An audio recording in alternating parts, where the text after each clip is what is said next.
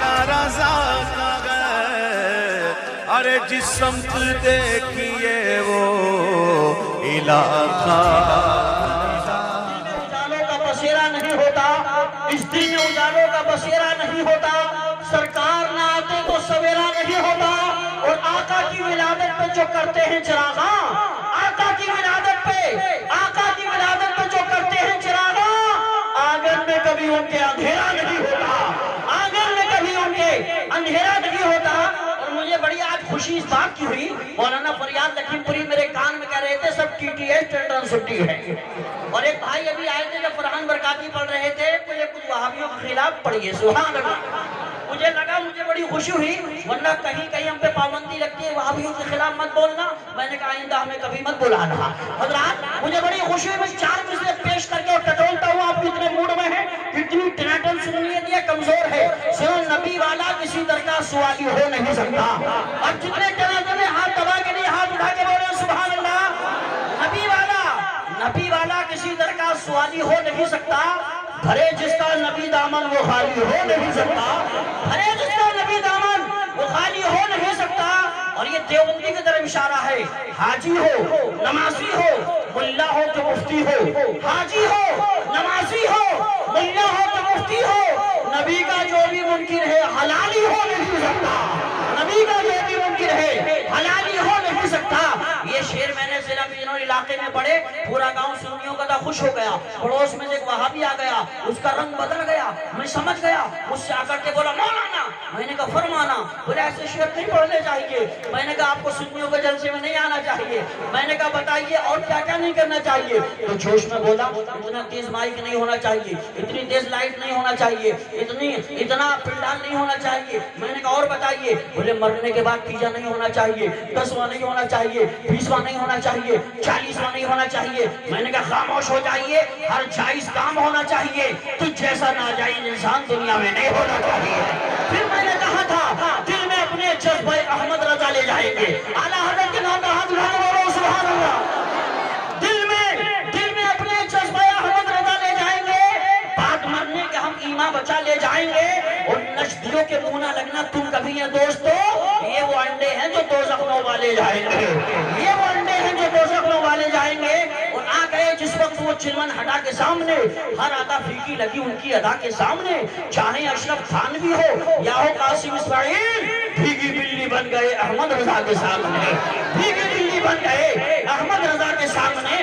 جلسہ آپ کا بہت کامیاب، شاعری بھی کامیاب، خطیب بھی کامیاب، اور اب تک کا پروگرام بہت کامیاب ہے، بڑے خوش نصیب ہیں ماشاءاللہ، اتنا زبردست پروگرام ہے۔ میرا دل کہتا ہے کہ حضور طاہر ملت اس پروگرام میں تشریف لا چکے ہیں۔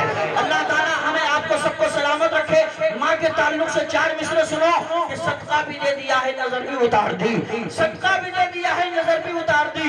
اگر جس نے ماں کا دودھ پیا ہے وہ سبحان اللہ بولے، اور اگر ماں کا دودھ نہیں پیا ہے، ٹپے کا مجبوری میں پیا ہے، وہ بھی سبحان اللہ بولے۔ شعر سنو، صدقہ بھی دے دیا ہے نظر بھی اتار دی، بولا سکون چین سے مجھ پہ وار دی۔ ایک رات میں نے کیا کہا طبیعت خراب ہے، ایک رات میں نے کیا کہا طبیعت خراب ہے، ماں نے تمام رات دعا میں گزار دی، ماں نے تمام رات دعا میں گزار دی۔ اور ہمارے کچھ گناہوں کی سزا بھی ساتھ چلتی ہے، ہم اب تنہا نہیں چلتے، بھلا بھی ساتھ چلتی ہے۔ ابھی زندہ ہے ماں میری، مجھے کچھ بھی نہیں ہوگا، میں جب گھر سے نکلتا ہوں دعا بھی ساتھ چلتی ہے۔ راہی ہے تو ایک اچھا سا رہبر تلاش کر، راہی ہے تو ایک اچھا سا رہبر تلاش کر، ساری فضولیات سے بچ کر تلاش کر، جنت کے باغ منزل مقصود ہے تیرے، جا اپنی باقی قدموں میں جا کر تلاش کر۔ حضرات آئیے میں ہندوستان کے اس عظیم الشان خطیب کو پیش کروں جس کی تقریر سن کے جو بے نمازی نمازی بن جاتے ہیں، جس کے چہرے پہ داڑھی نہیں ہوتی داڑھی لگا لیتا ہے۔ یہ وہ خطیب ہیں الحمدللہ جو گھروں میں اسلامی ماحول پیدا کر دیتے ہیں۔ ان کو ہلکے میں مت لینا، کئی بار آ چکے ہیں لیکن جب جب جاتے ہیں نئے انداز میں جاتے ہیں۔ مجھے یہ شعر یاد آتے ہیں کہ غلام حضرت شبیر ہے ہلکے میں مت لیجیے، غلام حضرت شبیر ہے ہلکے میں مت لیجیے، یہ باطل کے لیے شمشیر ہے ہلکے میں مت لیجیے، یہ باطل کے لیے شمشیر ہے ہلکے میں مت لیجیے۔ پڑھے لکھے لوگ ہیں اشارہ سمجھیں گے، گیا ہے فاتحہ پڑھنے کسی اندھے کو سمجھا کر، گیا ہے فاتحہ پڑھنے کسی اندھے کو سمجھا کر، وہ اورنگزیب عالمگیر ہے ہلکے میں مت لیجیے، وہ اورنگزیب عالمگیر ہے ہلکے میں مت لیجیے۔ اور یہ شعر مجھے بہت پسند ہے، اسی سے 313 نے باطل کو ہرایا تھا، اسی سے 313 نے باطل کو ہرایا تھا۔